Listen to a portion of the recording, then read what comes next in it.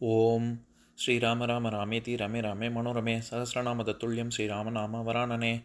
உலகம் யாவையும் தாமுழா வாக்கலும் நிலைபெறுத்தலும் நீக்கலும் நீங்களா அழகிலா விளையாட்டுடையார் அவர் தலைவர் அன்னவர் கேசரன் நாங்களே. எத்திர எத்திர ரகுநாத கீர்த்தனம் தத்திர தத்திர கிருத்தமாஸ்தகாஞ்சலிம் வாஷ்பவாரி பரிபூர்ணலோச்சனம் மாருதிம் நமது ராட்சசாந்தகம்.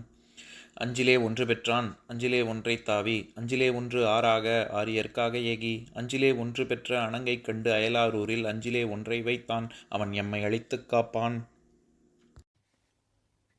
இன்னைக்கு நம்ம கம்பராமாயணத்துல பாலகாண்டத்துல திருஅவதார படலத்துல 109வது பாட்டு பார்க்க போறோம்.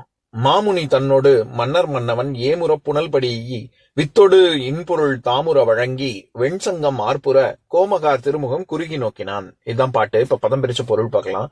மன்னர் மன்னவன் ஏமுற, மன்னர் மன்னனாகிய தயரதன் மகிழ்ச்சி கொண்டு புனல்படி குளிர்ந்த நீரிலே நீராடிய பின் வித்தொடு இன்பொருள் நெல்லும் மற்றும் இனிய பல பொருள்களையும் தாமுற வழங்கி மிகுதியாக தானம் செய்து வெண்சங்கம் ஆர்ப்புற வெண் சங்குகள் முழங்க மாமுனி தன்னோடும் குலகுருவான வசிஷ்ட முனிவனோடும் குறுகி கோமகார் திருமுகம் நோக்கினான். சென்று அரசேளங்குமர்களின் அழகிய முகங்களை பார்த்தான். இப்ப நம்ம இந்த பாட்டுல இருக்கக்கூடிய நயங்களை பார்க்கலாம். மாமுனி, அதாவது மாமுனி தன்னோடும் அப்படிங்கிற இடத்துல மாமுனிங்கிறது வசிஷ்டரை குறிக்கும்.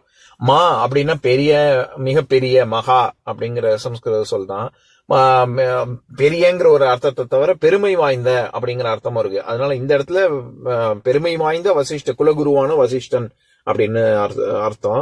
மன்னர் மன்னவன் அப்படின்னா சக்கரவர்த்தி. நான் ஏற்கனவே சொல்லியிருக்கேன், மன்னனுக்கும் அரசனுக்கும் வேந்தனுக்கும் சக்கரவர்த்திக்கும் இது எல்லாமே வேற வேற சொற்கள். நம்ம எல்லாத்தையும் ராஜா அப்படின்னு எடுத்துக்க கூடாது. எல்லாத்துக்கும் சின்ன சின்ன வேறுபாடு இருக்கு.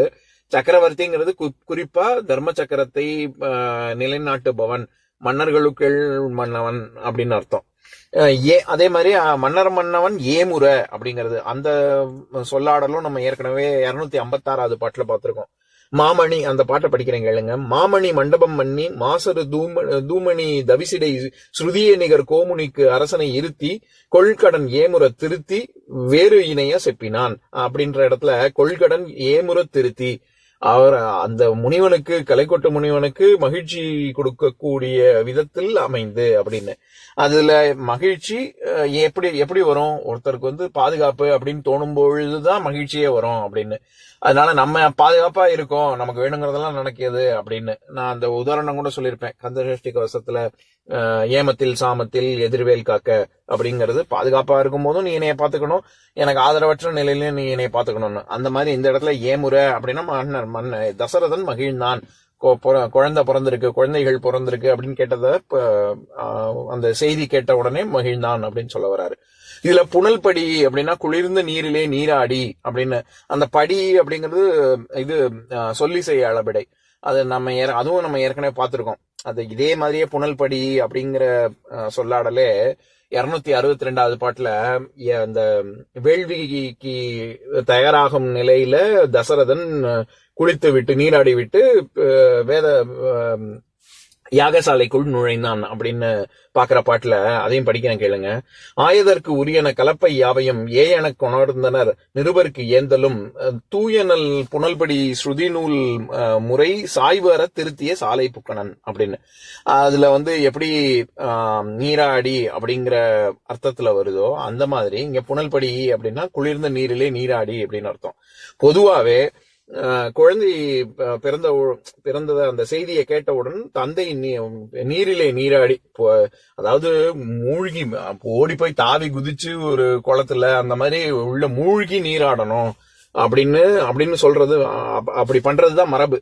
ஏன்னா ரொம்ப சந்தோஷமான செய்தி கேட்கும் பொழுது நமக்கு ரொம்ப மகிழ்ச்சியா இருக்கும். நம்ம அந்த எக்ஸைட்மெண்ட்ல என்ன பண்ணுவோன்னே தெரியாது.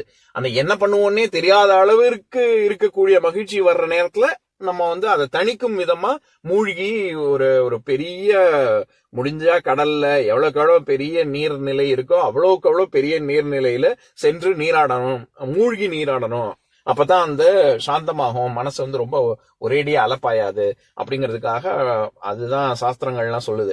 அதனால அதன்படி இங்க புனல் படி அப்படின்னு சொல்றாரு, குளிர்ந்த நீரிலே நீராடின்னு.